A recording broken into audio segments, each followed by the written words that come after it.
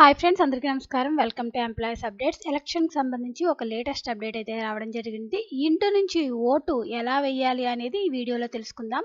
So friends, ఈ video కనుక మీకు నచ్చినట్లయితే లైక్ చేయండి, షేర్ చేయండి, అలాగే మన ఛానల్ను సబ్స్క్రైబ్ చేసుకోండి.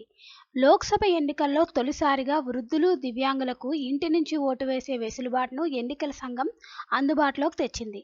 అందులో భాగంగా 85 ఏళ్లు పైబడిన వారు, 40% పైగా అంగవైకల్యం ఉన్నవారు ఇంటి నుంచి ఓటు వేయొచ్చు. పోలింగ్ సిబ్బందిని ఓటరు ఇంటి వద్దకే వచ్చి ఓటు వేయించుకుంటారు. నిబంధనలకు అనుగుణంగా ఓ కంపార్ట్మెంట్ ఎలక్ట్రానిక్ ఓటింగ్ మిషన్ను తెస్తారు.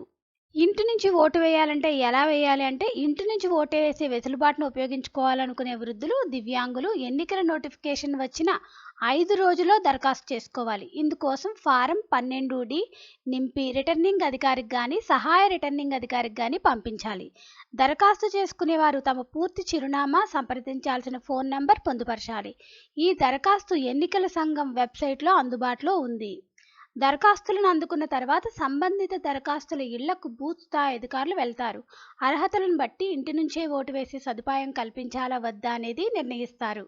సో ఫ్రెండ్స్, మీరు దరఖాస్తు పెట్టుకున్న తర్వాత ఆ అధికారులు మీ ఇంటికి వచ్చి మీరు ఇంటి నుంచి ఓటు వేసే సదుపాయం కల్పించాలా వద్దా అనేది కూడా నిర్ణయిస్తారు. అలాగే అనంతరం పూర్తి చేసిన ఫారం 12Dని రిటర్నింగ్ అధికారికి అందజేస్తారు. అర్హత కానీ ఉంటే ఆ దరఖాస్తులు ఇంటికి అధికారులే వెళ్ళి ఓటు వేయిస్తారు. పోలింగ్ కేంద్రానికి వచ్చి ఓటు వేసినప్పుడు ఎలాగైతే రహస్య ఓటింగ్ ఉంటుందో, ఇంటి నుంచి ఓటు వేసినప్పుడు కూడా అలాగే అన్ని చర్యలు తీసుకుంటారు. 40% కంటే ఎక్కువ వైకల్యం ఉన్న ఓటర్లు దేశంలో 88.4 లక్షల మంది ఉన్నారని ఈసీ ఇటీవలే తెలిపింది. 85 ఏళ్ల వయసు పైబడిన వారు 82 లక్షల మంది ఉన్నారని పేర్కొంది. 100 ఏళ్లకు పైబడిన వారు 2.18 లక్షల మంది ఉన్నారని స్పష్టం చేసింది. వీరంతా కలిసి 1.73 కోట్ల మంది ఉన్నారని, వారందరికీ ఇంటి నుంచి ఓటు అవకాశం కల్పిస్తున్నట్టు సిఈసి రాజీవ్ కుమార్ చెప్పారు.